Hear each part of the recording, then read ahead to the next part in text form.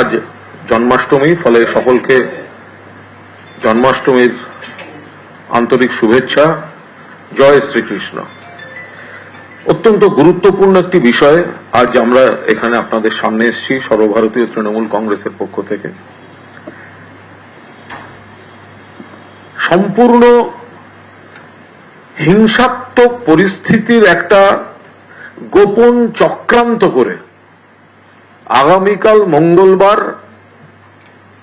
কেউ কেউ ছদ্মবেশে নবান্ন অভিযানে ডাক দিয়েছে। বলা হচ্ছে ছাত্র সমাজ বলে কোন সংগঠন তার দায় স্বীকার করছে না।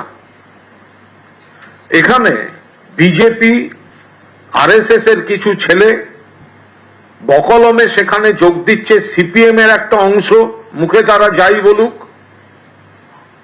ময়দানে যে সমস্ত ধর্ণা কর্মসূচি থেকে যে অংশটা, সবাই নন, যারা উগ্র সরকার বিরোধী অপপ্রচার চালাচ্ছে তারা, এরা মিলে একটা ভয়ঙ্কর প্লট তৈরি করেছে আগামী কালের জন্য। আপনারা এইটুকু নিশ্চিত থাকেন, আরজি কর ধর্ষণ এবং হত্যা আমরা প্রত্যেকে, মুখ্যমন্ত্রী মমতা বন্দ্যোপাধ্যায়, সর্বভারতীয় সাধারণ সম্পাদক অভিষেক বন্দ্যোপাধ্যায়, গোটা তৃণমূল পরিবার, আমরা দোষী বা দোষীদের শাস্তি চাই, ফাঁসি চাই। কিন্তু তদন্তটা এখন রয়েছে সিবিআই এর হাতে, সিজিও কমপ্লেক্সে।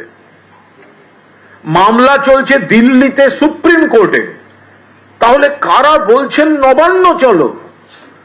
নবান্ন বা রাজ্য সরকার বা কলকাতা পুলিশ 24 ঘন্টার মধ্যে একজন অ্যাকিউজডকে অ্যারেস্ট করেছে। মুখ্যমন্ত্রী বলেছিলেন ফাস্ট ট্র্যাক কোর্টে বিচার হবে।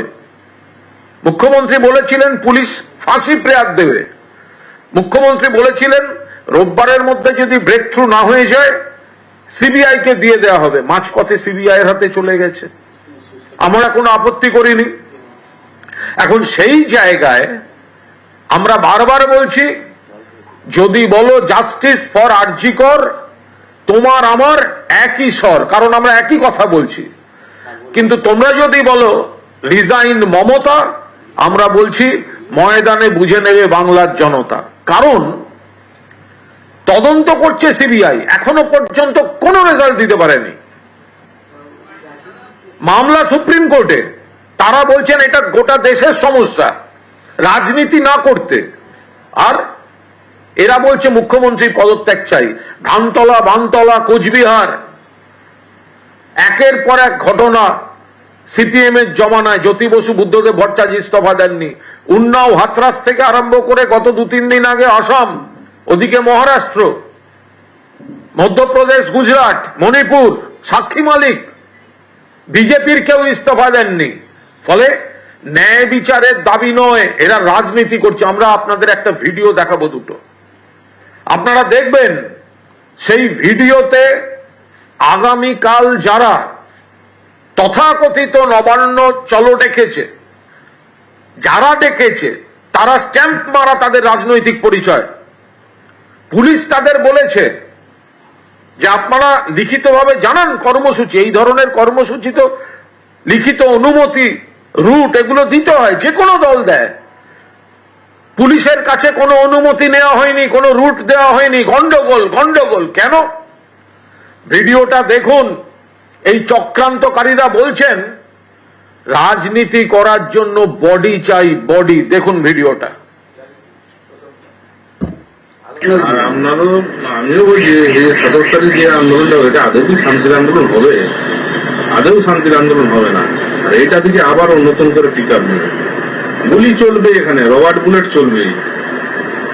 রবার্ট বুলেট আমার মনে হয় না ওরা বুলেট চালাবে, কারণ ওরা কিন্তু একটা জিনিস বুঝেছে, কিন্তু এরা চালাতে বাধ্য করাবে।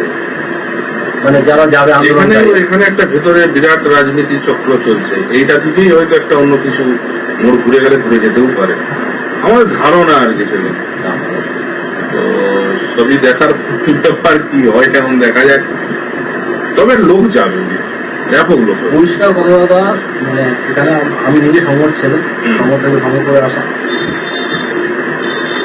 বডি যদি না পড়ে, রাজনীতি হবে না। বডি যদি না পড়ে, দু একটা লাশ যদি না থাকে, আপনি কি মনে করেন মোড় ঘুরতে পারে? অবশ্যই, যদি না বডি না পড়ছে কোনোদিনও মনে করবে না, বডি পড়তে। এবার আমাদের ধারণা বডি ওখানে পড়বেই, ছিল 27 তারিখ। 27 তারিখ। ওইটা না হলে ঘোরার চান্স না না, আমরা দ্বিতীয় ভিডিওটি দেখে নেব, তারপর একবারে আসছি। কি হবে? সুপ্রিম কোর্ট হাতে দিয়েছে দাদা 27 তারিখ যদি আপনি যেটা বললেন জঙ্গি আন্দোলন, ওটা যদি করতেই হবে, জঙ্গি না করতে হলে কিচ্ছু হবে না। একটা দুটো বডি যদি না পড়ে কিচ্ছু হবে না। আপনি লড়বেন কি নিয়ে? এরপরে ফাদ্দার ইস্যুটা কি হবে আপনার? আপনি তো ওখানে আন্দোলন করলেন, চলে আসলেন, ফাদ্দার ইস্যুটা কি হবে? আমি তোমাকে মারবো, হ্যাঁ, এটা কিন্তু যত মেরে ফেললে কিন্তু আর আমরা ভয়টা কেটে যাবে। একদম মারবো মারবো করে যদি ছুটায় এখন, হ্যাঁ। তাহলে কিন্তু কাজ। এখন হচ্ছে মানে পরিষ্কার কথা হচ্ছে যেটা, সেটা হচ্ছে আপনি যখনই দেখবেন লোকগুলো যে পুলিশের গুলিতে একটা বডি পড়ে যাচ্ছে। আজকে ধরো সিপিএম ফরওয়ার্ড ব্লক একসঙ্গে থেকে, ফরওয়ার্ড ব্লক হচ্ছে তোমার সিপিএম এর বিরুদ্ধে, বামফ্রন্টের বিরুদ্ধে গিয়ে কিন্তু তোমার হচ্ছে যে আন্দোলন করতে গিয়ে 5টা ডেড বডি, 5 জনের গুলি করছে, মনে পড়ছে? একদম। আমরা একাধিক সূত্র থেকে যে ভিডিও পেয়েছি, তাতে প্রথম কথা হচ্ছে কালকের নবান্ন অভিযান বেআইনি এবং অবৈধ। বেআইনি এবং অবৈধ কারণ কোন দায়িত্বশীল সংগঠন প্রশাসন পুলিশের কাছে অনুমতি দিয়ে মানে ইন্টিমেশন দিয়ে তারা এই কর্মসূচি করছে না।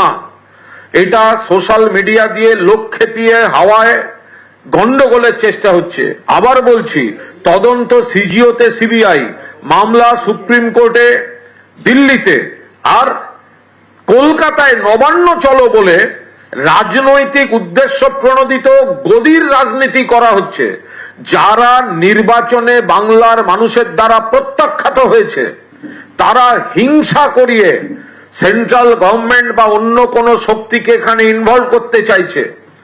এই ভিডিওগুলি আমাদের হাতে এসছে, আইনত যেখানে যেখানে দেয়ার তার প্রসেস সেগুলো আমরা করে দেব।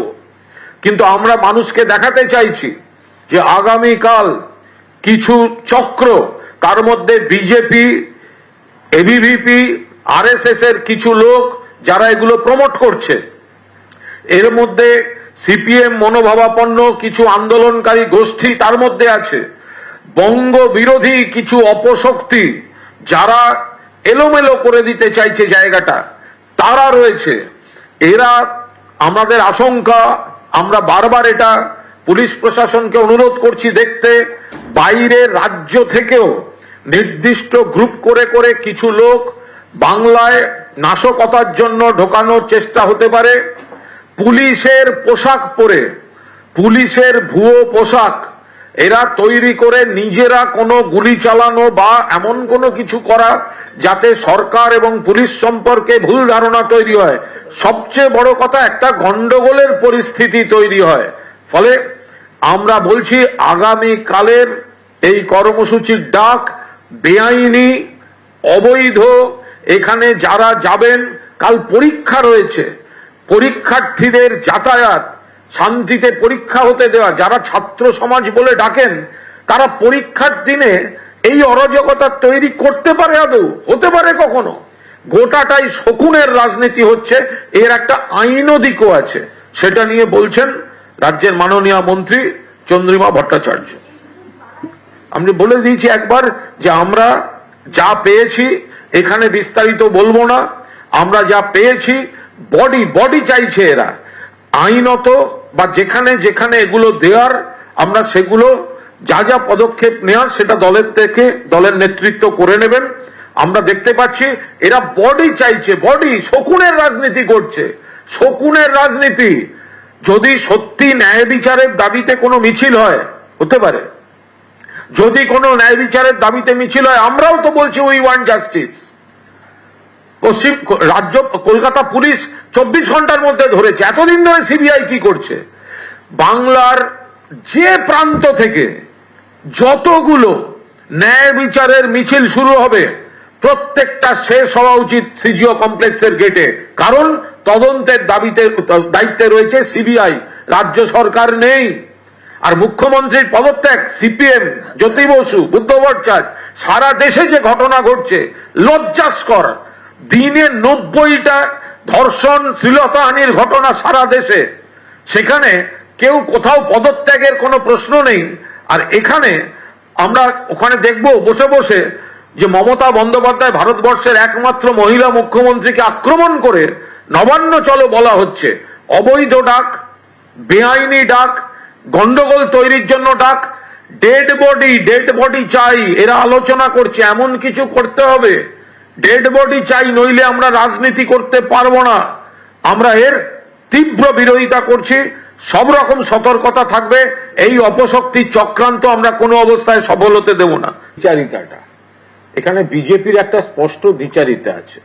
এটা দীর্ঘদিন ধরে পশ্চিমবঙ্গে কিভাবে অরাজকতা তৈরি করা যায়, গন্ডগোল করা যায়, এমনকি রামনবমীর মিছিলে অন্য রাজ্য থেকে রিভলভার হাতে লোক পাঠিয়ে এ রাজ্যে মিছিল করানো যায়, এসবগুলো হয়েছে। আপনারা দেখুন কিছুদিন আগে ঝাড়খণ্ডে সেখানে যে বিক্ষোভ হলো, সেখানে পুলিশের ব্যারিকেড ভেঙে বিজেপির লোকেরা গিয়ে পুলিশকে ইট পাথর এসব ছুঁড়ল।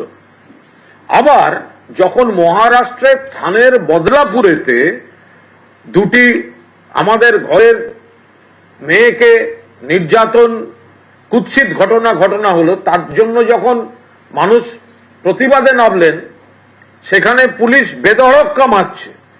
শুধু তাই নয়, প্রায় 500 জন বিক্ষোভকারীর বিরুদ্ধে বিজেপি সরকার তারা এফআইআর দায়ের করলো, 70 জনকে গ্রেপ্তার করলো, নেট বন্ধ করে দিল, নেট।